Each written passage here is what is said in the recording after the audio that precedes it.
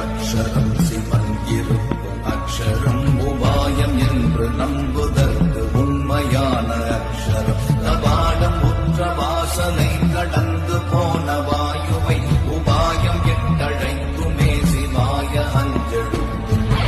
ஓம் நமः சிவாய ஓம் நமः சிவாய ஓம் நமः சிவாய ஓம் நமः சிவாய. சிவாய நம என்ற மந்திரமே சிவன் இருக்கும் அட்சரமாகும். நமக்கு ஆபத்து வரும் காலங்களில் உபாயமாக வந்து காப்பதற்கு நம்பி உபாசிக்க உண்மையான உள்ள மந்திரம் இதுவே.